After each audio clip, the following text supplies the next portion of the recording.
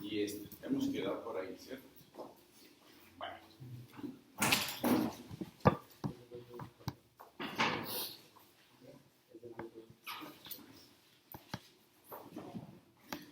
Bueno, sigamos entonces con la estructura de este útero. Habíamos revisado las capas, ¿cierto? Habíamos dicho de la capa externa, habíamos hablado de la capa interna y la capa media, que es esa que se entrelaza, es la más resistente. Entonces, las tres tipos de capas que tiene este jovencito. Aunque es más histológico, de todos modos lo voy a decir, con respecto a lo que es la capa interna o esa mucosa, me dicen que tiene dos partes. Me dicen que va a tener una parte que es basal, de base, y otra que es funcional. No sé si ya lo vieron en esto, de pronto revisaron eso. Ese es el endometrio, como capa, como la parte más interna. A veces por fuera decíamos que era el perimetrio, lo más externo. Ahora cuando hablo de lo interno, que es el endometrio, me hablan de dos capas. Una que va a ser profunda, basal, y la que está más superficial, que va a ser la capa funcional. ¿A qué se refiere con esa funcionalidad? Sí, es que esa capa interna, más superficial, va a ser la que cada ciclo menstrual, cada 28 días, pues por los cambios hormonales que se va dando, ella se prepara, ¿cierto? Mi docente de gineco decía de que ella se viste de gala y se perfuma, ¿cómo se llama eso? Se maquilla esperando a que haya una fecundación. Si no se da, pues por propios factores hormonales se degeneran y simplemente viene a través de la menstruación y ese cambio y esa renovación que cada 28 días sucede en esa capa. Sí, ¿cierto? Eso lo van a ver después. Listo, muy bien. Ahora, ¿qué hay que tener en cuenta? Habíamos dicho entonces esto que era el fondo, aquí que venía el cuerpo, hablábamos del istmo y hablábamos de esto que era el cuello, ¿cierto? Ahora, cuando pienso en cuello, hemos dicho que teníamos dos delimitaciones para el cuello. Y las dos delimitaciones para cuello van a ser dos orificios. El orificio cervical externo y el orificio cervical interno. Que hay en el cuello, que es alcanza a ver en el cuello. ¿Se ven como qué? Como unas ranuras. Esas ranuritas tienen un nombre anatómico, se conoce como los pliegues palmeados, también conocido como árbol de la vida. Es un nombre que le dan. Ahora, ¿qué tiene de especial esa parte? Glándulas. Y esas glándulitas que están en la literatura, me dicen que son unas glándulas endocervicales, dentro cervical, cuello, dentro del cuello, porque estoy en el cuello uterino. Y que esas glándulas deben encargarse seguramente de hacer esa lubricación propia de esa región. Pero hay un problema, a cuando lleguen sus pacientes, que cuando se hace la prueba esa de Papa Nicolau, cuando se hace ese raspado, cuando se hacen las... ¿Es qué? ¿Qué es la prueba de Papa Nicolau? Las citologías, esa es la parte donde se toma la muestra. Y muy probablemente al haber glándulas, las glándulas se tapan. Y al taparse, pues no sale, no tiene la salida de ese líquido, entonces se forman quistecitos. Si en el reporte de esa citología vienen los quistes de Nabot, pues todo asocia quistes siempre con cosas malas. Los quistes de Nabot son quistes benignos y van a estar ahí. Y los quistes no se entienden, los preferencio con esas glándulas endocervicales que se les tapona el orificio de salida. Entonces, si el reporte vienen los quistecitos, le dicen al paciente, no hay problema, no pasa nada, tranquilo. ¿Listo? No más. Bueno, vamos a entender a lo duro. ¿Qué es lo duro de esto? Lo duro de esto es el peritoneo. Vamos a revisar esto. Ya conozco esto. Peritoneo parietal inferior. Cuando a mí me hablan de útero, siempre va a haber alguien en esa historia. Y esa historia se llama el medio de fijación que tiene el útero. El útero se le realiza unos medios de fijación y unos medios de orientación. En lo particular, no, pues, acuérdense que tengo el ligamento ancho, que va hacia los lados, y unos que salen hacia adelante, que van a ser los ligamentos redondos. Pudiéramos decir que en general van a ser esos medios de fijación. Ahorita los individualizamos. Mi problema, ¿qué hay por debajo? Bueno, me devuelvo antes de eso. Es un mismo protagonista. Cuando yo hablo de peritoneo parietal inferior que tapiza útero, también seguramente eso debe concordar con algo. Voy a poner dos imágenes a ver si se... ¿Qué tiene de diferente? Mire, una vista, que es esta, y esta vista. Una vista, digámosle, de lado, un corte parasagital, y esta que está aquí, que es una vista superior. ¿Qué es toda esa mancha amarilla que va desde los bordes laterales del útero hacia la pared pélvica, esa mancha amarilla le voy a decir ligamento ancho. Ligamento ancho. ¿Qué es el ligamento ancho? No sé si partiendo de estos bordes laterales en esta vista, y si yo miro esta vista lateral, ¿qué es el ligamento ancho? Ahí tengo una huella. Es el mismo peritoneo parietal inferior. Entonces la literatura me dice que el ligamento ancho es una porción, es un punto de fijación y orientación que va a tener el útero, y voy siguiendo esa imagen porque me dice que son dos láminas de peritoneo, o que por lo menos el ligamento ancho son dos láminas. Y si estoy viendo aquí el peritoneo parietal inferior, cuando crea el receso uterino, tapiza el útero, se va por debajo, crea el receso, vesículo uterino, tapiza el borde superior de la vejiga urinaria. En las paredes laterales del útero encuentro ¿cuántas hojas de peritoneo? Dos, una lámina superior y una lámina inferior.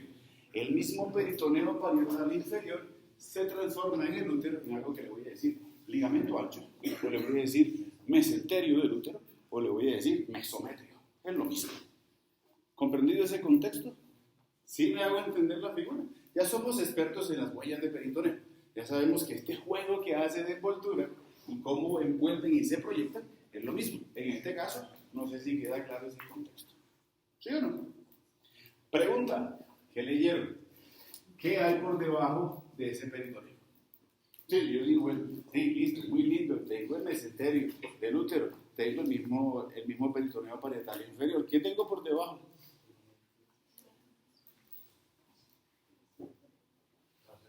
Fascia pélvica. Fascia pélvica. Y esta fascia pélvica, que no hemos terminado de hablar de fascia pélvica, después de todo el ejercicio, que ya la cuarta, quinta vez que lo hago, en la manera en que envuelve, hay algo especial que debo revisar, solamente para el útero, cuando veo este corte. Entonces, aquí me hicieron este corte. Lo que me quitaron fue parte del útero, me quitaron el mesenterio.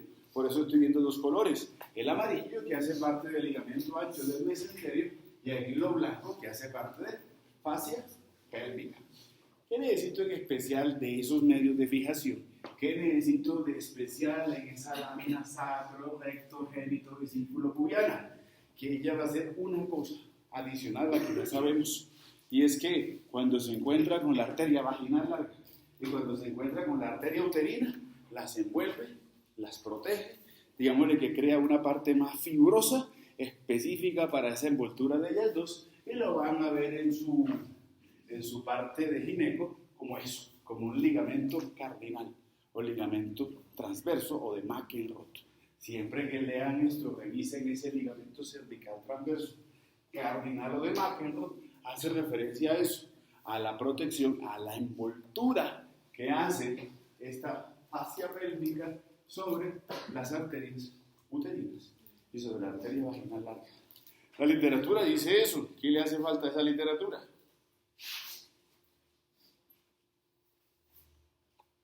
Ahí entonces.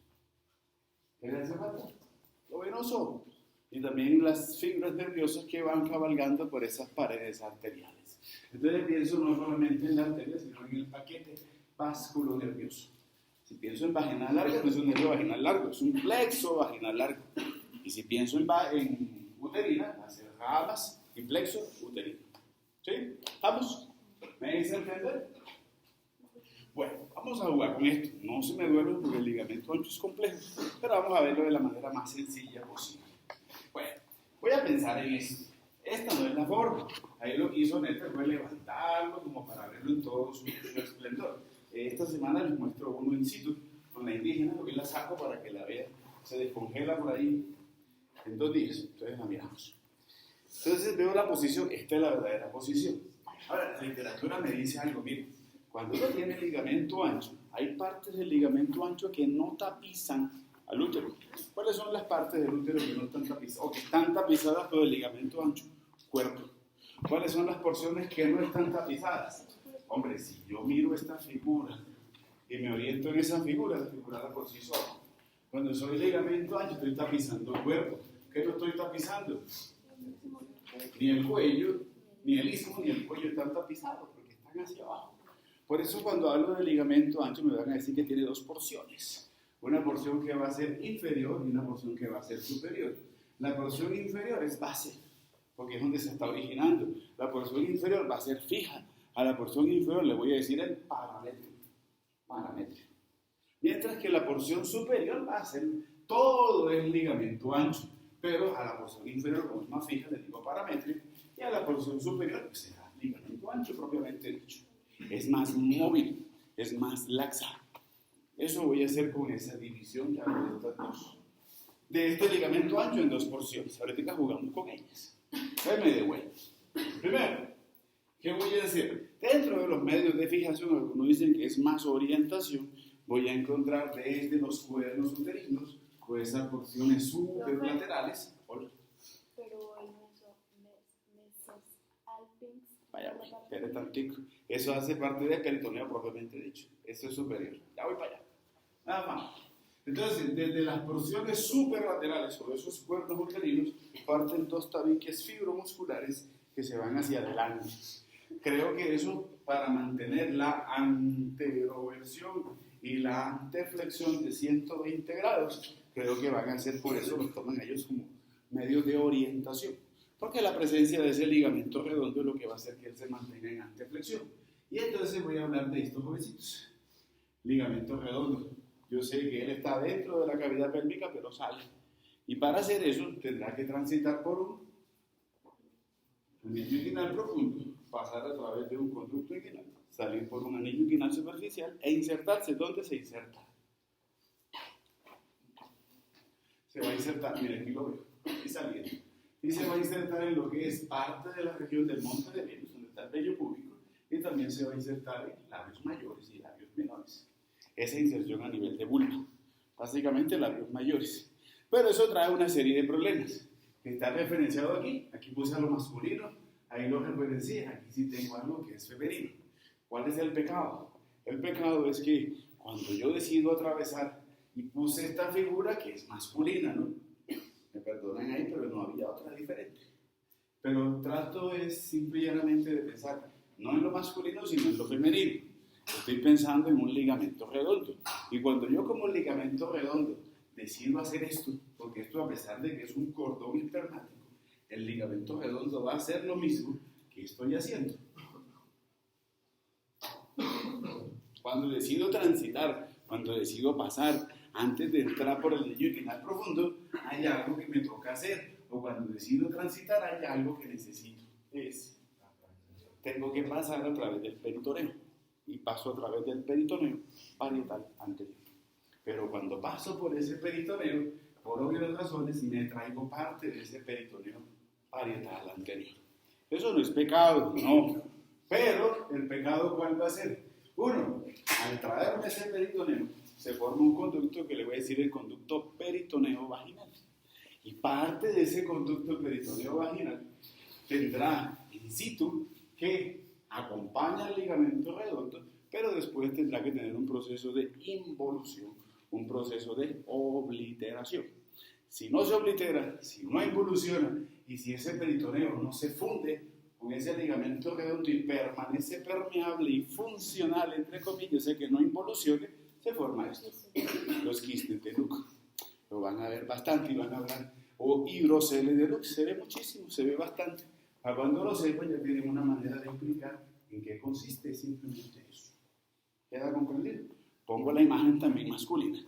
Generalmente los quistes de Lux, así como él se inserta en labios mayores, pues lo voy a encontrar a nivel de los labios mayores. O en hombres, lo voy a encontrar allí en esa región escrotal. Lo volveremos a hablar en hombres porque en hombres también tiene otra manera de expresarse. Lo vamos a ver mañana, pasado mañana. ¿Queda comprendido esa parte? No, pero ¿cierto? Ahora sí, juguemos. Vamos a jugar. Con el alarma. O bueno, colabórenme con el alarma. 7 y 10, hoy tenemos visita. Vamos a ver si viene. Me dijeron que venían, entonces esperemos la visita. ¿Qué voy a jugar con esto? Entonces, lo que vamos a hacer.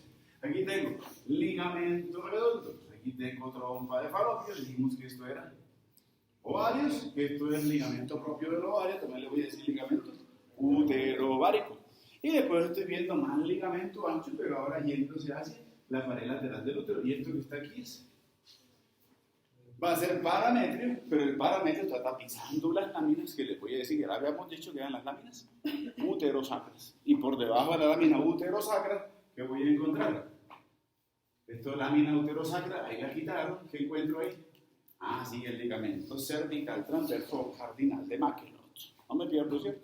Sí. Hagamos el ejercicio. Entonces, ¿qué voy a hacer? Algo tan sencillo como esto. No voy a hablar del parámetro, porque el parámetro es la base. Realmente el juego que vamos a hacer es con la porción superior del ligamento ancho, con esa porción flácida. ¿Por qué me dicen que voy a buscar la porción del peritoneo que está entre la trompa de falopio y el ligamento redondo y se proyecta hacia la pared lateral de la cavidad pélvica? Entonces le voy a decir ligamento funicular, o porción funicular, o le digo alerón funicular. Voy a jugar con la porción superior o libre del ligamento ancho. Estoy jugando con ella y le pongo porciones. La primera es esa. Segunda, voy a encontrar esta. A la porción del peritoneo que está entre la cara interna del ligamento redondo y que se proyecta hasta el ligamento propio del ovario o útero ovárico y la cara lateral o externa del ovario. A eso. Pero eso tiene un problema, por eso me lo abrieron allá. Porque si lo miro aquí es un espacio como muy estrecho. A todo ese espacio es un receso, es una bolsa. Y por eso la literatura me dice, sí, tubo ovárica. Sí, va desde la tubo, desde la trompa hasta el ovario. A toda esa porción le digo receso tubo ovárico. Pero para mí ese receso tubo ovárico tiene dos protagonistas. Porque no solamente miro el receso como la estructura que está en el centro, sino que voy a ver la proyección del ligamento ancho hacia la trompa y la proyección del ligamento ancho hacia el útero. Por eso me hablan que a esta porción le voy a decir mesosalpinx. Porque la trompa del falopio también se le dice oviducto, también se le dice salpinge, también se le dice salpinx. ¿Vamos?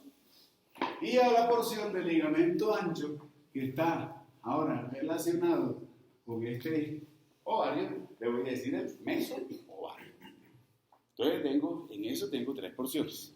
En lo que yo describo como la porción del ligamento ancho que va de la trompa al ovario y al ligamento propio del ovario, útero ovárico, encuentro tres cosas. Lo central, el receso. Y el receso le voy a decir tubo ovárico. Y las dos proyecciones, una hacia lateral y una hacia medial. La porción hacia lateral, mesosalpinx, y la porción hacia medial, que le voy a decir es meso-ovario. No más. Ahora, sigo jugando, porque ahora me dice que tengo entre lo que es las paredes laterales del útero y la cara medial del ovario y del ligamento propio del ovario o útero ovárico, tengo otra porción de peritoneo. Y esa porción de peritoneo me está uniendo al útero con ovario. Entonces, por eso me dice que se llama el receso ovario-parietal. Eso es lo complejo del ligamento. ¿Dudas o preguntas? ¿Ninguna? Los perturbó. ¿Profe, los recesos también se los puede decir bolsa? Sí, señorita, sí se le puede decir a tu madre, le puede decir receso o bolsas. Y ahorita le pondremos para qué sirven, porque tienen una funcionalidad importante y necesaria para que la tengan en cuenta. Eso es el ligamento ancho. No quiero más de ligamento ancho. Con eso tenemos suficiente. ¿Dudas o preguntas antes de avanzar? ¿Qué otros medios de fijación encuentro? Bueno, ya tengo ligamento ancho, ya tengo ligamento redondo. Aparecen otros, aunque es más referenciado con el ovario, también la relación mía de ovario con útero hará de que yo sea medio de fijación mía, pero también es como en doble vía. Aunque no es propiamente medio de fijación para el útero, es más un medio de fijación para el ovario, pero el hecho de tener interconexión también lo revisan como un medio de fijación. Entonces lo hablamos ahorita y lo hablaremos seguramente cuando lleguemos a los ovarios. Entonces voy a hablar dentro de los medios de fijación del útero muy secundariamente el ligamento útero-ovárico. Y cuando tengo ovarios, parte del ligamento ancho que está hacia posterior, que está en la cara posterior del ovario, se proyecta hacia la pared posterior de la cavidad pélvica, hacia la región lumbar. Entonces me hablan de un ligamento lumbo-ovárico. Los dos son más medios de fijación para el ovario, pero esa relación que hay entre ovario, trompa de falopio y útero hace de que se deba revisar en los dos contextos. No son para el ovario, son más del ovario, son pocos para el útero, pero hay relaciones. No sé si me hago entender. Directamente el ligamento ancho que va a fijar a las trompas del falopio. Sí, básicamente va a ser el que fija las trompas. Lo miraremos en el cadáver. El ligamento ancho fija las trompas de falopio. Sí, sí las fija a través del mesosalpingo. Pero hay relaciones. ¿Cómo me cambia la relación que hay entre ovario con trompas de falopio? ¿Cómo cambia la relación que hay entre ovario con útero? Se interconectan. Unos van a ser principales, otros van a ser secundarios. ¿Listo? Bueno. ¿Dudas hasta ahí? Ninguna. Bueno, irrigación. Ya salimos de lo cansón que era esto. Bueno, cuando aparece drenaje venoso, irrigación e inervación, miremos todo el contexto. Principales y secundarias. Pero para esta historia yo me voy alejando cada vez más de esta relación que había entre cuello, entre cervix, y voy pensando más en una relación superior. La principal irrigación de lo que es útero debe ser arteria uterina. Pero, esta imagen me sirve, la imagen de uno. En la uterina, yo sé que la uterina no es sola, sino que también en la uterina hay una anastomosis de uterina, con esa que está más arriba, ¿qué va a ser? Bueno, ovárica. Por eso yo le digo útero-ovárica, pero en realidad debe ser ovárica y uterina. Simplemente que a la vez la anastomosis, entonces a veces la mal nombramos, y digo que yo la mal nombro, porque en realidad debo diferenciarlas. Entonces voy a tener principalmente arteria uterina y secundariamente irrigación por arteria ovárica. Y ya como una muy tercera o cuarta, ya como una muy lejana contribución, una vaginal larga.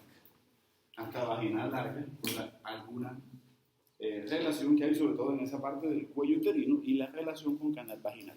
Hasta ahí nomás. Si pienso en el drenaje venoso, hola. Lo que pasa es que ya el pudendo va a ser mucho más para lo que es conducto vaginal. Aunque por la anastomosis pudieran contribuir, pero ya la llevo mucho más a extremo. Si pienso en la parte quirúrgica, mi preocupación va a ser uterina como la más voluminosa de esas ramas de la ilíaca interna, secundariamente la ovárica y muy terciariamente la vaginal larga. Y ya como en cuarto, pero poco, ya eso sí poco me preocupa, va a ser esos ramos perineales de la pudenda interna. La rama perineal profunda de la pudenda interna. Lo dejamos allá como en últimas. Pienso en las principales. Ahora, drenaje venoso. El drenaje venoso deberá entonces ser principalmente por un uterino. Pero si yo soy uterina, voy a trabajar esos plexos venosos que están hacia los lados. Decíamos que eran vesículos vaginales y que eso a su vez debe desembocar en una ilíaca interna. ¿Sí o no? Sí, y eso termina en cava. Pero como tengo mezcla y combinación de las dos, la historia cambia por esa anastomosis que hay arterial y que también es venosa. Porque la sangre por la uterina termina en ilíaca interna, pero la sangre que se vaya por las ováricas ya cambia. Porque en el lado derecho termina en cava, pero en el lado izquierdo termina en renal izquierda. Renal izquierda. Entonces, hacer esa salvedad. ¿Listo? Nervioso. Lo primero que pienso, sí, los plexos. Tengo plexo uterino, voy a tener plexo ovárico, como esos nervios que van acompañando a las paredes arteriales, pero ya me habían contado una historia. Y la historia que me habían contado era esto, que tenía un plexo hipogástrico inferior que me estaba dando ramos que eran uterovaginales, y que de esa porción o ese desprendimiento de los ramos que van hacia abajo, que son vaginales, no, eso lo utilizamos la semana pasada. Ahora me interesan son ocuparme de estos que van hacia arriba. Entonces voy a encontrar los ramos uterinos, que la literatura me los nombra como esto, como un nervio lateral del útero. Es lo mismo. Más pronunciado. Linfáticos. La misma historia. La misma historia de los linfáticos, la misma que fue para conducto vaginal, es la misma que voy a tomar para útero. La misma para trompa de falopio, la misma para ovario. Comienzo con los ganglios inguinales, superficiales y profundos. Me voy para los ilíacos, externos e internos. Eso termina en presagros, promontorio, resto de la vía, ya me la sé. Es la misma historia. No la vuelvo a contar porque me vuelvo cansón con eso. Bueno, pero hay que revisar la uterina, aunque ya conozco la uterina. Sinceramente ya la conozco. Pero bueno, hagamos la salvedad. Y irrigación del ligamento ancho, es peritoneo. Yo les conté de que estábamos en abdomen. El peritoneo recibe irrigación de las arterias donde él se encuentra. En este caso, siendo peritoneo parietal inferior y siendo lo que es ligamento ancho y cubriendo al cuerpo del útero, ¿quién más que la uterina para encargarse de la irrigación del ligamento ancho? Entonces, lo primero que pienso en la uterina son ramas para el ligamento ancho. También me contaron que la uterina, y es algo especial en mujeres, da unas ramas uretéricas. Que la uterina me dice que aborda el útero, pero que lo aborda por su cara lateral. Y siendo un órgano que se aumenta de tamaño, debo encontrar seguramente que esas arterias no llegarán o no las voy a encontrar rectas, sino que las voy a encontrar flexurosas. La literatura me dice que parecen una hélice. Ah, bueno, allá ADN, así parecido a la doble cadera. Por eso se llaman arterias helicinas, porque tienen forma de una hélice. Y pareciera que le sobraran arterias por la manera en que se distribuye, pero simplemente va a ser por la manera en que debe abordarlo, porque debe haber como arterias extras para acompañarlo cuando él decida aumentar de tamaño. Helicinas, nosotros también tenemos unas helicinas. ¿Ya vieron un euro, cierto? Parasimpático, ¿no? ¿No han visto eso? Estímulo parasimpático. ¿No lo han visto? Tercer corte. Bueno, les recomiendo un librito que es que se llama La Neuro de Bustamante. Bustamante me hablan de arterias helicinas, estímulo parasimpático. Conocer un poquitito, yo sé que la van a revisar. No se queden solamente con el video. Hay que leer libros. Listo. Es complejo. Practíquenla. Te voy a contar un chiste. Me quedan aquí entre nosotros nomás, de nosotros dos. En la visita de pares, y eso da pena, realmente da pena. Yo sé que hay ayudas didácticas, pero ustedes tienen un plan de estudio que yo les entregué, ¿cierto? De lo que íbamos a hacer en todo el semestre. Allá también hicieron un plan de estudio. Ole, qué pena que en la bibliografía pusieron Wikipedia, el rincondelpago.com. Oiga, estamos haciendo ciencia. O sea, eso son ayudas didácticas. No se queden en el video, que no saben si ese man que está ahí está diciendo la verdad. Entonces, ojo, son ayudas didácticas, pero uno tiene que saber de pronto dónde revisar las cosas. Entonces uno dice, ya no puede uno, y no es de mala fe, sino que es que lo que para mí puede ser una ayuda didáctica se sale de pronto de esa parte, no sé, estructural, científica. Yo puedo poner un journal, porque es una información que es precisa, que es científica, pero estas páginas, es peor Wikipedia, porque yo puedo coger Wikipedia y puedo poner un concepto y cambia. Si no estoy mal, creo que uno puede hacer eso. Pues es transformante, aporte algo, ¿no? Entonces, con cuidado, ¿no? No digo que la parte no sea, yo sé que ustedes manejan muchos videos, ojo con los videos, a eso están los libros. Entonces, estábamos en eso y oiga, así, cada uno encuentra. Le digo, no se hace de mala fe, puede ser una fuente de información, pero no todo es fiable. ¿Sí me hago entender, cierto? Entonces, para que tengan eso en cuenta, por lo menos para sus trabajos y eso, hay que tener en cuenta esa partecita. Listo. Entonces, reviso eso. Sin embargo, la uterina, también debo revisarle otros aspectos que ella tiene. La literatura me dice, bueno, que es la rama más voluminosa que nace de la ilíaca interna, que en promedio tiene 12, 13, 14 centímetros aproximadamente, y un calibre de 3 milímetros, o sea que tiende a ser voluminosa.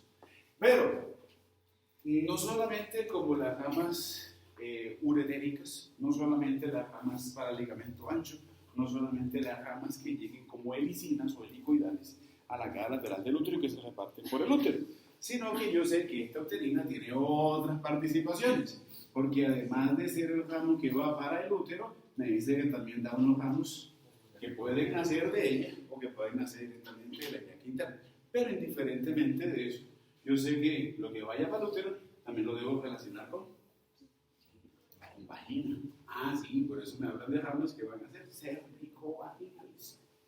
Y también me cuentan que por la relación que tiene el útero, porque por delante de él o por detrás, detrás de la vejiga, por delante hay una relación en común. Yo sé que la irrigación que llega al útero también contribuye a la irrigación de vejiga. Por eso me van a poner por aquí, sí, unas ramas vesículo-vaginales. Entonces le miro toda esa participación, ¿no? Vuelvo a jugar con mis relaciones, con mis vecinos. No solamente las que son propias, sino también las responsabilidades de irrigación por vecindad. Debo tenerlas en cuenta. Y tengo mi arteria uterina. ¿Dudas o preguntas de la uterina? ¿Ninguna? Muy callado. Les enseño la charla del viernes. Todavía no se repone, ya me contaron. Listo, avanzo. Ahorita reviso 2 cupos de una vez. No me entiendo, ahorita lo reviso. De una vez, ahorita más adelante. Listo. Saliendo de útero, todavía no saliendo de útero, todavía relacionando útero, pero hablando de los cuernos uterinos, o de esa porción superolateral, habíamos dicho que me interesaba porque tenía al ligamento útero-ovárico, tenía el ligamento redondo. Nos falta por revisar una cosa, y es esto que también está saliendo de sus cuernos uterinos. Eso ya también lo vieron en embrios, me imagino, ¿he visto? ¿No? Sí, algo que se llama la trompa de falopio, pero la trompa le dicen trompa uterina, trompa de falopio, oviducto, salpinge o salpis, por eso de aquello del mesosalpis.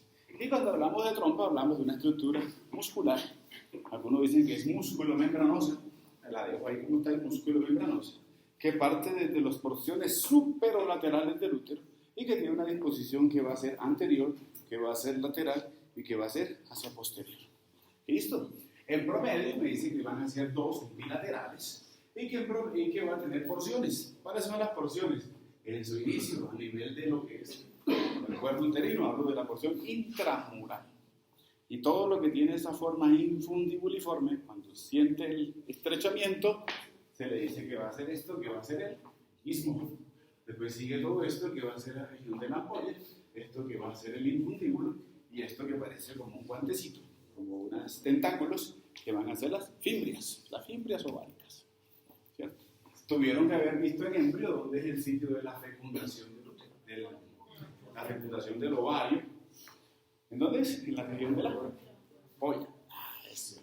Muy bien. Listo.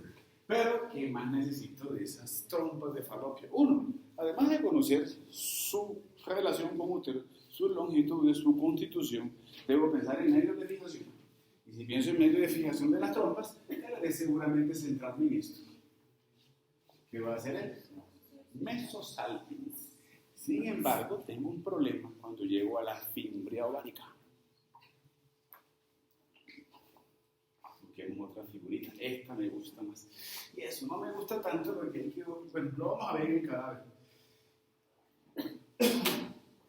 Cuando yo reviso los ovarios, yo no sé si revisaron esa parte ya en neuro, me dicen que voy a tener unos folículos. A mí me hablan de un cuerpo albicans, me habla de un cuerpo lúteo, de un cuerpo albicans, de todo el proceso de la ovogénesis. No sé si lo revisaron o ya lo miraron. Bueno, en últimas, ahorita revisamos un poquitico eso. Me dice que se rompe la pared externa y lateral del ovario y de ahí emerge un óvulo. Y que ese óvulo, cuando emerge, tiene que ser captado por la fibra. Entonces las fibras van a tener como un movimiento en el cual captan a ese óvulo y ligeramente la contractilidad que ella tiene es para atraparlo y también para deglutirlo, en el mejor sentido de la palabra, para hacerme entender. El movimiento de contractilidad de la pared hace de que él lo traiga y lo lleve y lo hace que transite a través de esa trompa de falopio. ¿Revisaron eso en embrión o no lo revisaron? Sí, tuvieron que haberlo revisado. Estoy haciendo el ejercicio más simple de algo que ustedes ya manejan mucho mejor como yo lo pudiera expresar, porque ya lo vieron, ya tuvieron que haberlo visto. Sin embargo, se me ocurre algo. Pienso en la transición que hay en peritoneo. Yo quisiera que el peritoneo llegue a la trompa o abrace a la trompa. Quiero que el peritoneo llegue al ovario o que abrace a todo el ovario. ¿Qué quieren? Una cosa es la que yo deseo y otra es la que está sucediendo. Yo desearía que me abrazaran, pero no puedo abrazarlo, porque si abrazo a la trompa, entonces taparía o bloquearía a esas fimbrias para que puedan hacer el movimiento de captación de ese óvulo. Entonces voy a revisar unas cosas. El mesenterio del útero, esa porción que llega como mesosalpis, solamente llega a la trompa, llega a ella, no la abraza. ¿Para qué? Para darle libertad, para darle soltura, para permitir que haya movimiento de la fimbria. La fimbria está desprovista de peritoneo. A esa porción de fimbria que está descubierta de peritoneo, le voy a decir la línea de Farré. Para mí, línea de Farré es la porción de trompa de falopio, específicamente fimbria, que está desprovista de peritoneo. Y por obvias razones, si tengo aún mesovario, a esta porción de ovario que debería o que le llega peritoneo, pero por la relación que tiene con fimbria, tampoco quiero que esté completamente cubierta, porque cuando yo decida pasar, romper, ir hacia mi trompa de falopio, no pudiera tener un peritoneo que me permita o que me bloquee. La porción de ovario que está desprovista de peritoneo, le voy a decir la franja de Richard. Y tendremos que entender eso. En últimas, ¿qué sucede? Cuando pienso en este mesenterio, sé entonces que solamente cuerpo, las trompas del falopio les llega el peritoneo, pero no están recubiertas por el peritoneo. Además de lo que es el cuello y el istmo, la fimbria ovárica está descubierta del peritoneo. Y la porción de ovario que se relaciona con la fimbria también está descubierta del peritoneo.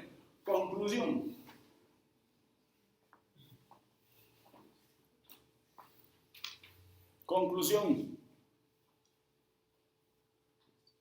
Conclusión. Las trompas de falopio se abren dentro de la cavidad pélvica. Las trompas de falopio se comunican con la cavidad abdominal. Luego entonces una infección que pudiera haber a nivel vaginal, que tome el cuello uterino, que vaya hacia el cuerpo, que vaya hacia el istmo y viaje hacia las trompas, puede causar una peritonitis a nivel abdominal. ¿Por qué? Porque está abierta la vía. Entendiendo que el peritoneo, pues sí, ya me dijeron que era un policía que debe ser el que haga una contención, bajo condiciones especiales. No digo que toda infección vaginal se vaya para cuidados intensivos, no, ni que vaya a llamar al infectólogo, no, pero si tengo las propiedades, las condiciones propias del huésped, de la paciente, pudiera llegar a presentarse ese tipo de eventualidad. No se les olvide que anatómicamente tenemos ahí una fuente de una corredera, tenemos una autopista, mediante la cual estos procesos infecciosos pueden pasar de cavidad vaginal hacia cavidad abdominal. Me hago entender el contexto. No solamente para la ovulación, no solamente para captar el óvulo, sino esta segunda o tercera potencialidad de causar infección. ¿Sí? Bueno, me devuelvo. ¿Qué más necesito entonces de ellas? Algo que me está mostrando y es necesario conocer es que tengo restos embrionarios que pueden llegar a causar quistes. Hay en masculino y hay en femenino. Vamos a revisarlo en femenino. Por eso está esta. Esta que tengo aquí. Perdón, las letras no la he cambiado. La cambié anoche y no pasé la diapositiva. Ya había quitado esas con letras. Pero bueno, esto que me está mostrando aquí, esto que es Buchet, también me muestra parte de esa historia. Entonces, las historias de los restos embrionarios que quedan atrapados y que deben sufrir una involución, que si no involucionan, forman quistes, son 2 puntos y aparte. Primero, voy a hablar de los paróforos. Cuando hablo de paróforos, los voy a ubicar aquí. Si esto lo ubico aquí, voy a estar aquí. Y eso es una bolsa que ya le puse nombre. ¿En qué receso? ¿No en qué bolsa? En la bolsa ovario parietal, en el receso ovario parietal. Los paróforos los encuentro ahí. Segundo, voy a encontrar estas, que se ven aquí así y que también las veo aquí. Van a ser los epóforos. Los epóforos los voy a encontrar en el receso. ¿Qué va a ser? Tubo. En el receso tuboval encuentro los epóforos. Tercero, conducto de Malpighi-Garnert. El conducto de Malpighi-Garnert es un conducto que se encuentra a los lados del conducto vaginal. Debe obliterarse, si no se oblitera, Y el cuarto me dice que está a nivel de las fimbrias. Y a nivel de las fimbrias voy a encontrar esto. Las hidátides pediculadas de Morgagni. Así la van a encontrar. Así se llama. Apéndice vesicular, también le dicen. Generalmente me las nombran como las hidátides. Hidátides como una gota. Eso, como una gotita. Hidátides pediculadas de Morgagni. Son 4 cosas que suenan como a quiz, que se encuentran y que son potenciales o parciales, que son potenciales de causar quistes a nivel de lo que es sistema reproductor femenino interno. ¿Comprendido? Sí, me devuelvo. Bueno, tengo un problema cuando hablo de trompas. Además de los medios de fijación que ya supe, ahora tengo unos que van a ser principales, como ese mesosalpinx, tanto para la derecha como para la izquierda. Pero del lado izquierdo, no se extrañen si en la literatura les hablan de eso, de los ligamentos tubo-cólico, tubo de tuba, cólico de colon. ¿Quién está en el lado izquierdo?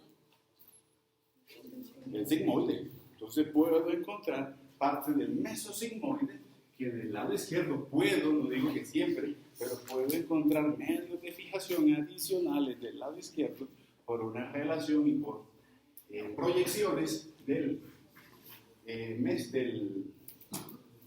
mesosigmoide que se unan o que se fijen hacia la trompa izquierda. Puede suceder. En gineco hablarán allá con su docente. ¿Listo? Irrigación de la trompa, facilita. Cambio los protagonistas. Ahora habrá un protagonista principal y habrá un protagonista principal y habrá un protagonista accesorio. Protagonista principal para la irrigación de la trompa.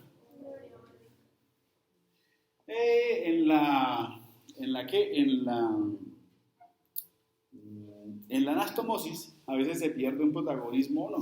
Sin embargo, por ser una estructura que pertenece al útero, porque se desprende de las porciones superiores a través del útero, la principal fuente de irrigación que va a tener la trompa debe ser a través de la arteria uterina. Y la uterina me dice que va a dar, pues, en últimas, estoy viendo una rama que va por la trompa de Falopia y otra trompa que va por el ovario. Y me hablan de un arco arterial infratubario. Y me van a hablar de unas ramas tubarias. Entonces la literatura me cuenta que la uterina da una rama tubaria interna y que la ovárica va a dar una rama tubaria externa. Y que voy a encontrar unas ramas tubarias medias que me unen a la rama tubaria interna con la tubaria externa y me forma un arco arterial infratubario. ¿Comprendido? Drenaje venoso.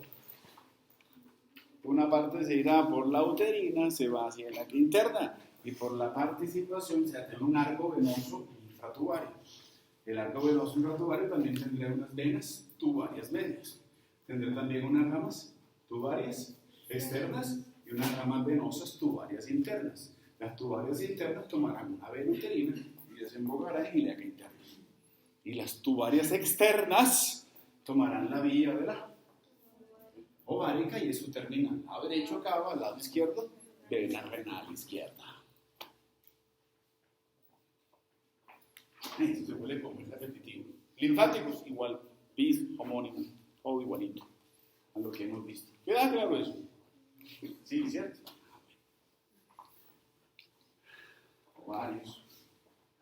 Y termino, digamos, con masculino. Ovarios. Bueno, el ovario me dice que es una glándula. Y lo primero que hago con una glándula es saber si es endocrina, si es exocrina o si es mixta. ¿Dónde cataloga el ovario? Una glándula que es mixta. Entonces tiene una secreción que va a ser interna. Secreción interna. Sí, son esas secreciones, son esas hormonas responsables no solamente de mi cambio de adolescencia, de niñez, pubertad, adolescencia y el mantenimiento de las características secundarias sexuales, en este caso femeninas, que va a estar representado en estas dos cositas, en estrógenos y progesterona. Eso lo van a ver después, lo van a ver en física. Pero también me dice que tiene una secreción que va a ser secreción externa, y esa secreción externa va a ser esta transformación que me ponen aquí. Ahí me están hablando de esas 3 cosas que están sucediendo. Una la veo amarilla, la otra la veo blanca, y otro lo veo como un huequito. Lo amarillo, yo sé que es, como la mácula lútea. Lúteo, cuerpo lúteo. Blanco, todo lo que sea blanco le voy a decir albicans. Hay un hongo que se llama la Candida albicans, es una infección en hongo que es de color blanco. Entonces lo blanco es albicans. Y lo otro que se forma es el huequito ya próximo a romper esa parte externa, esa pared, para ser atrapado por la fimbria. Entonces le voy a hablar del folículo de Telegraph. ¿Sí lo vieron, cierto? Sí. Ya hablo y parece que no. Listo. Ahora, necesito algo de este jovencito. Como glándula, no voy a hacer mayor salvedad en ella, es más fisiológica, más embrionaria. Sin embargo, en anatomía debo buscarle posiciones a ella. Uno, medios de fijación. Y medios de fijación para ella deberá estar por esto que está aquí. ¿Qué va a ser? Es ovario. Por esto que está aquí, que debe ser el ligamento útero-ovárico. Y el más importante medio de fijación que lo lleva a fijarse hacia atrás. Parte del ligamento ancho, bueno, me dice que es el ligamento suspensorio del ovario. Esa es la porción del ligamento ancho que lo lleva hacia atrás. Yo les había dicho el día que se llamaba ligamento también lumbo-ovárico. Entonces le digo ligamento lumbo-ovárico o ligamento suspensorio del ovario, pero es el más importante medio de fijación. Bueno, me devuelvo. ¿Qué más debo conocer? Bueno, me dice que tiene dos partes. Una parte que va a ser, o que la parte más externa de este ovario tiene un recubrimiento y se llama la albuginia. Por favor, necesitamos diferenciarla, porque tengo dos albuginias. Tengo una albuginia a nivel del testículo y tengo una albuginia a nivel del ovario. Entonces, para que nos evitemos la interrogación, me dicen albuginia ovárica o albuginia testicular. Por obvias razones, creo que no hay pelea en eso. Necesito esa albuginia, un recubrimiento de color azuloso que se encuentra ahí, precisamente envolviendo ese nutrimiento esta glándula. Y le puedo poner características, aunque los tamaños y los pesos pueden variar, pero en promedio no es lo mismo uno poliquístico a uno que esté normal. Sin embargo, en promedio 6 a 8 gramos y 4 por 2 por 1 en sus dimensiones. No es. Bueno, ubicaciones. Siempre me complican la cuestión. Porque me dicen que no es lo mismo la posición de él, si es nulípara, si es multípara, si no ha tenido bebé, si ya tuvo bebé. Una posición alta que lo voy a encontrar. Bueno, si miro esta figurita, la voy a encontrar por encima y por delante de estos vasos. Ojo que es una vista superior, ¿no? Primero me dicen que es una fosita de Krauss. Pero como no faltan los ociosos, diga la ubicación, explique la fosita de Krauss. Bueno, listo. La fosita de Krauss es una fosita que se va a encontrar un espacio anatómico que lo voy a encontrar por detrás y por encima de los vasos ilíacos. ¿Sí o no? Y que por delante y hacia los lados va a estar referenciado por ligamento ancho. Es más, lo puedo encontrar incluso por delante de esto que viene por aquí, que va a ser los uterinos. Entonces lo puedo referenciar ahí. ¿Qué pasa cuando es múltiple?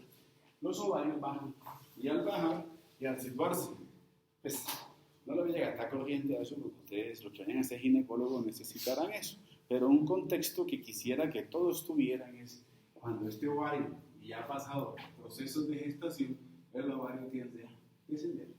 Y si desciende, lo voy a encontrar.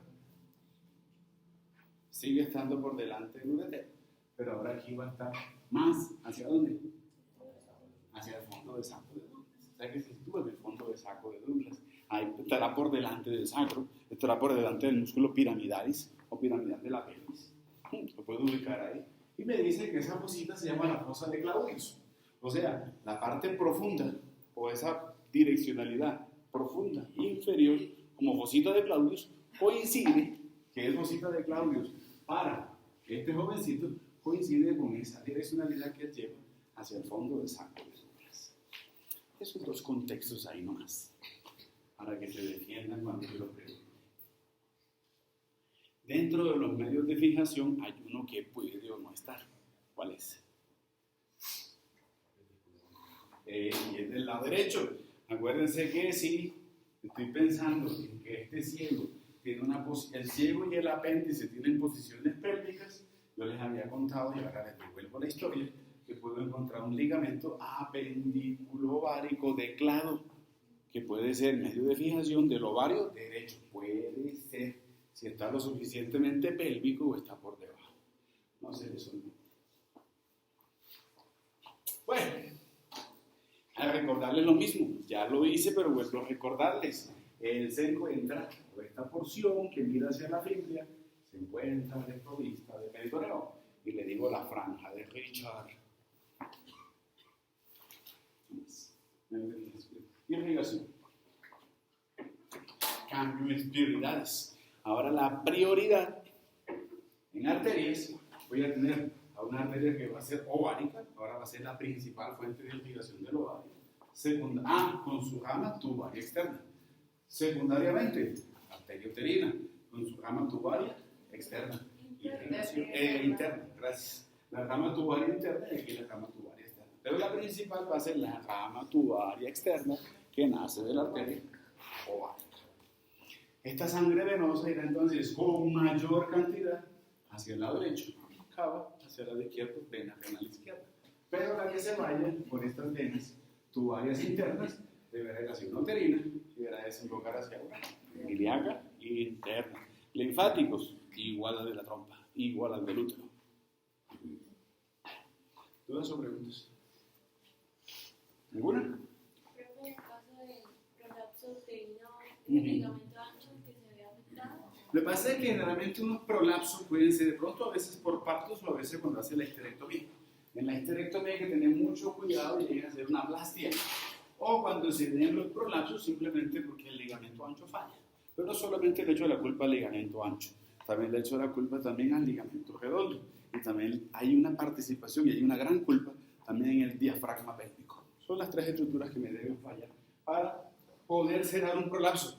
Pero allá vayan porque hay un proceso patológico que hace, que promueve a que él tenga el prolapso. Generalmente son presiones, tumores que pueden haber, o en los actos quirúrgicos cuando se eliminan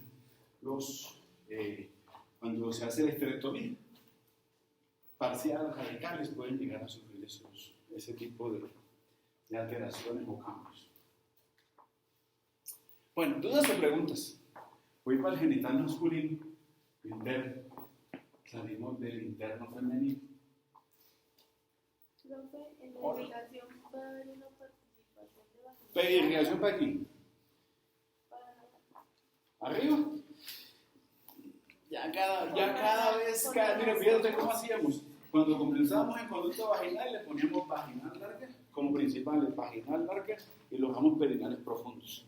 Y le poníamos accesorias y decíamos la uterina algo. Yo les decía, no se les olvide toda esa rica anastomosis que hay. Pero cada vez te vas alejando más de la historia que estaba aquí. Ahora que estás acá en trompas, te estoy poniendo principales. Para la trompa y para el útero poníamos principales o accesorias, estas dos protagonistas dependiendo de quién habla.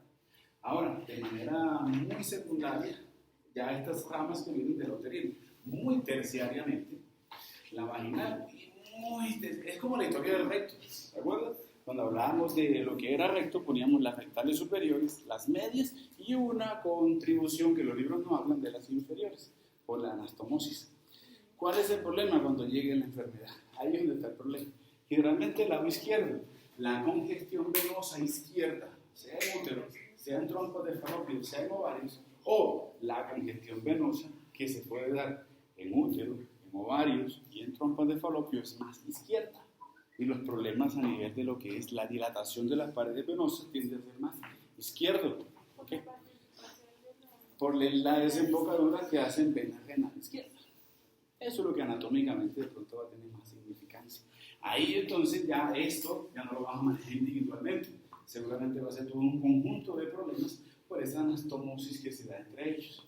Sin embargo, le doy algunas prioridades, unas más por cercanía y otras menos que pueden haber. Pues no la desconozcas, no en lo fisiológico, en lo patológico. Luego te van a poner a prueba esas anastomosis. ¿Estamos? Sí. Anoche no alcancé a pasarla, pero ya la pasamos. Este fin de semana estuvo muy movido. Sí, qué pena, no la alcancé a calificar los quizzes. Primera vez les quedé mal, pero es que este fin de semana estuvo muy complejo. Con la visita de padres, con las notas. El viernes en el mediodía se dañó un extractor de nosotros. Entonces me tocó arreglarlo el viernes y sábado. Entonces ahí se me fue todo el fin de semana y por eso no pude cumplirle, pero la otra semana les prometo que te lo.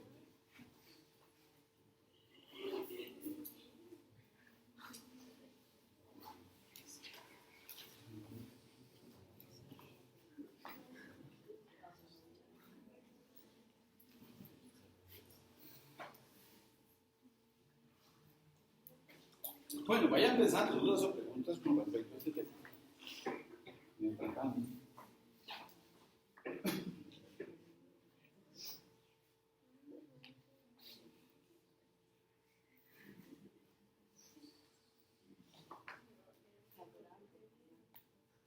Se está calentando la olla, ¿no han escuchado cosas por ahí? El problema de ese artículo cada vez coge más, se pone más caliente. De la semana pasada. Yo creo que van a auditar de todo. Ojalá hagan auditoría de todo. De todo. Eso nos brinda, nos da.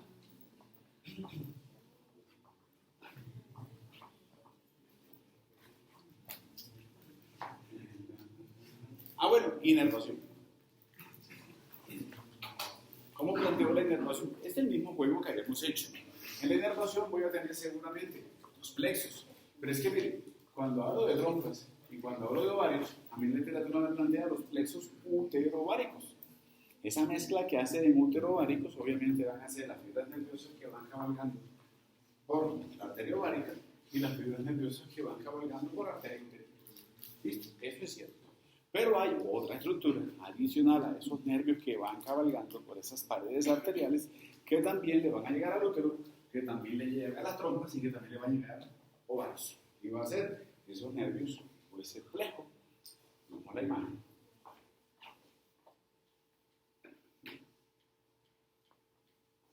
Ese nervio, ese plexo, como me lo plantean, el plejo hipogástrico inferior, este plexo que va a ser útero vaginal, las fibras que van hacia útero, ese nervio lateral del útero, no solamente le da la inervación al útero, sino que también la inervación a trompas y también contribuye a la inervación de ovarios. Listo.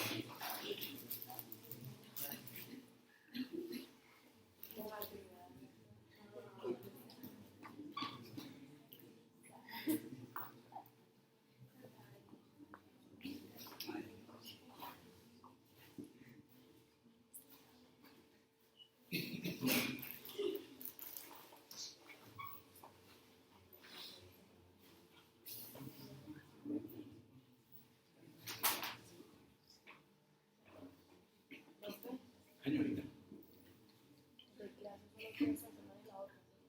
Sí, yo creo que el resbalde terminamos. Sí, muy probablemente. Vacaciones. No, mentira, seguimos trabajando. O sea, sí, claro, yo voy a estar desde las 6 de la mañana. Yo siempre llego a las 6 de la mañana. Los que quieran ir a trabajar desde las 6 de la mañana, primero aprovechemos el tiempo. Ya sea para dudas teóricas, prácticas, lo que tengan, con mucho gusto. Pero nos da chance de poder revisar temas y tener esto, pero al pelo. Sí, pues. Igual siempre llego a las 6 de la mañana.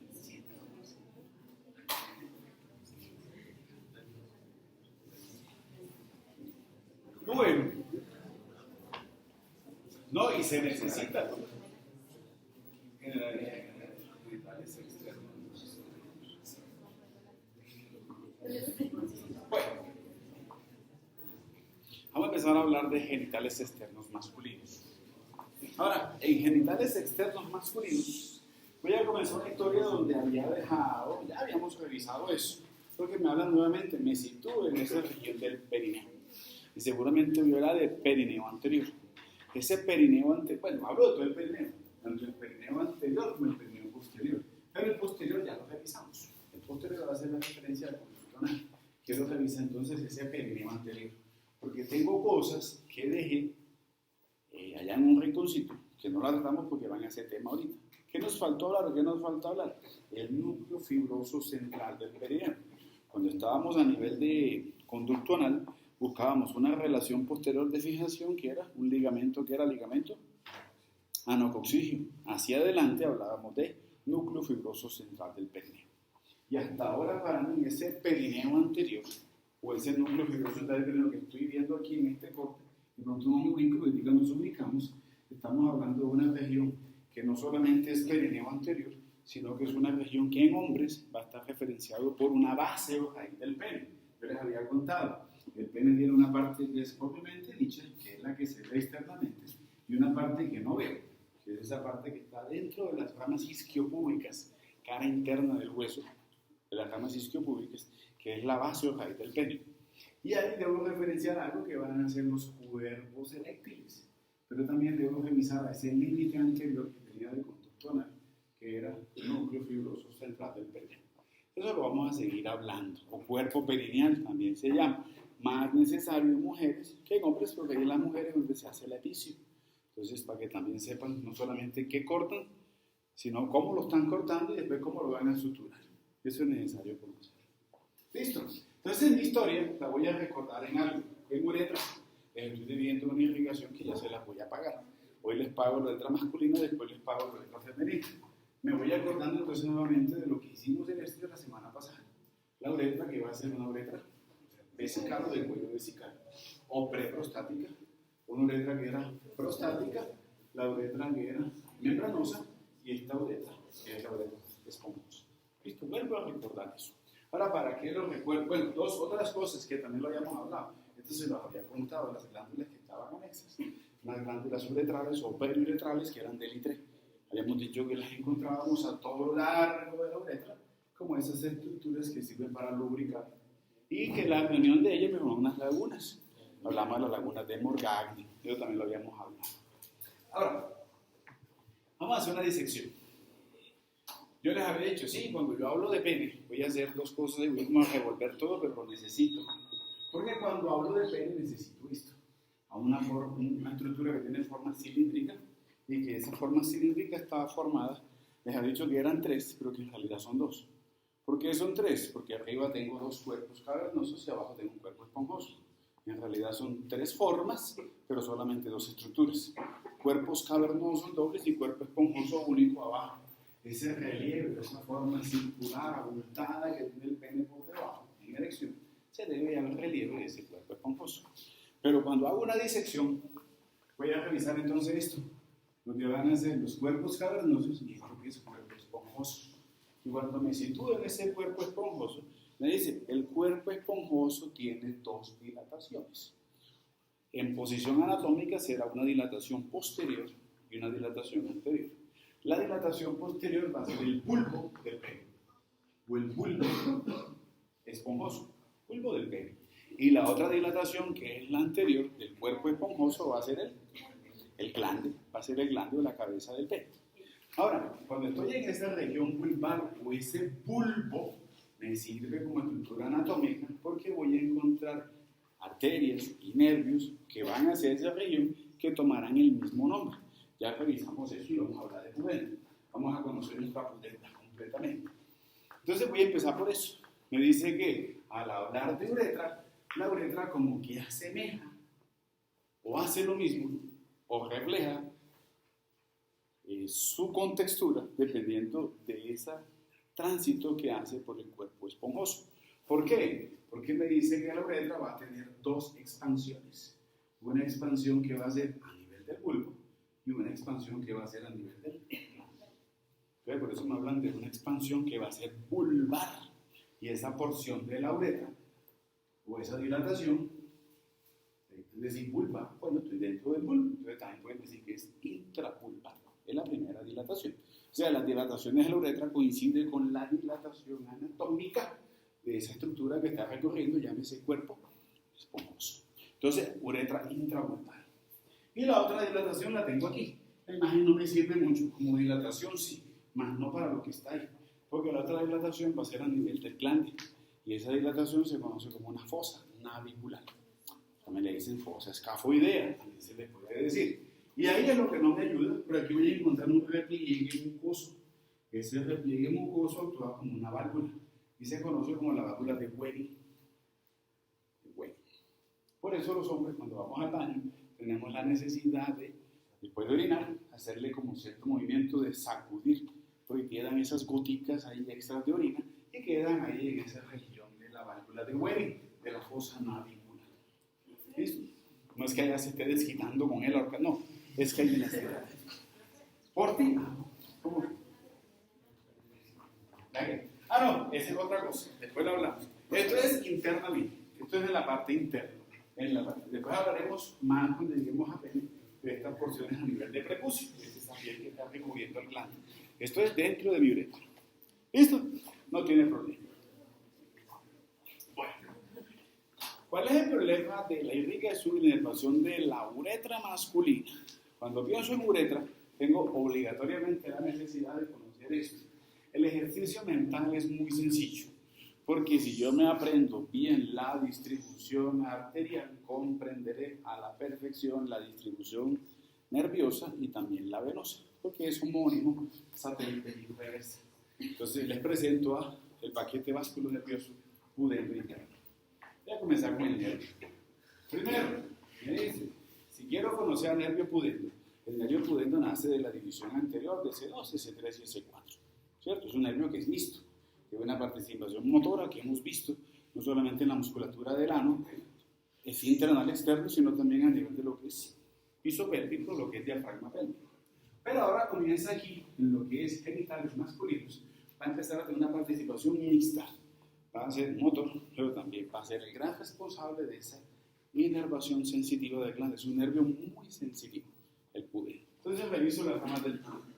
Listo, desde ahí me dice que el pudendo, naciendo de los ramos de la división anterior de C2, C3 y C4, es posterior, se va hacia el inferior, va a transitar por el piso pélvico, pero a mí ya me contaron que aquí tiene dos ramos, uno que va a ser perineal superficial y uno que va a ser perineal profundo. Pero también me contaron algo, y me dice que voy a tener un canal por el cual él transita, que se llama el canal pudendo o canal de Alco. Llegó la visita, entonces dejamos hasta ahí. Sigan, por favor. Quedamos hasta ahí, ¿no? Me recuerdan dónde quedamos. Ponen atención que les traigo una información que ya les conté el jueves o viernes, pero para que pongan cuidado. ¿Me recuerdan? Sigan, por favor. Desde ustedes el auditorio.